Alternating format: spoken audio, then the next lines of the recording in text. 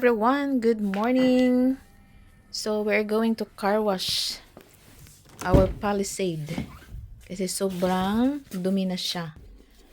So sa labas ang ang alikabok. Pagka winter kasi tapos nag-i-snow, basa lagi. So madaling madudumihan yung yung car.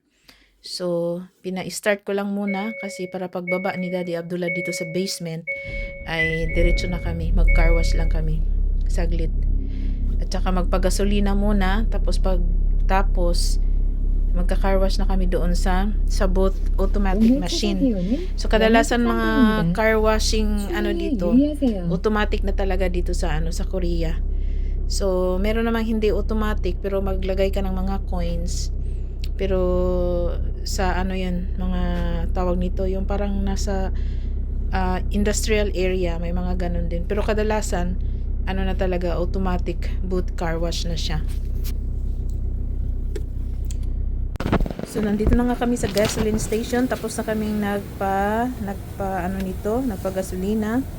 So papasok na tayo sa car wash booth, automatic. So lang naman ito, hindi mo lang siya yung accelerator, hindi mo lang siya apakan. I-free mo lang yung yung tawag nito, yung brake. So kusa siyang magdahan-dahan na papasok. So ito mabilis kaysa ako ang maglilinis ng buong car. Ito ang pinakamabilis at hindi pa magasgas, sigurado. Sure ang hindi magagasgas yung sasakyan mo. Kaya ayan. So na si Daddy Abdullah niya, hindi siya nag-apak ng accelerator. So ganyan lang. Tapos sa loob, pag may oras ako na ang maglilinis sa loob.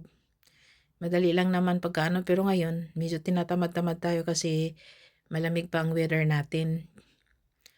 So ganito ang car wash din dito sa Korea. Yan.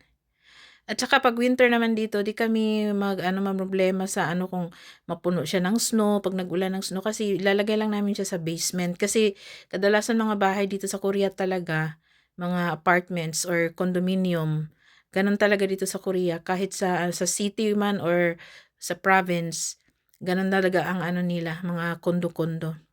Kasi bakit condominium ang mga tinatayo dito mga bahay, walang gaanong mga single or two-story, mga ganun, dahil maliit lang po ang lupa ng maliit lang ang lupa ng Korea. Napakaliit na bansa talaga ang Korea.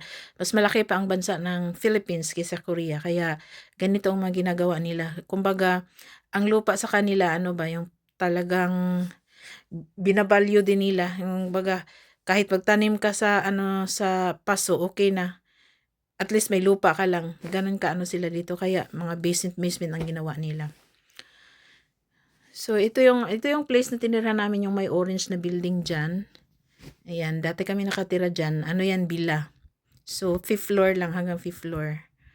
Ayan, tapos na yung isang car, tapos kami naman ang susunod. So ganyan lang si Manong. Punas-punas lang siya diyan. Pupunasan lang niya yung saglit, tapos alis na din kami. Ganyan.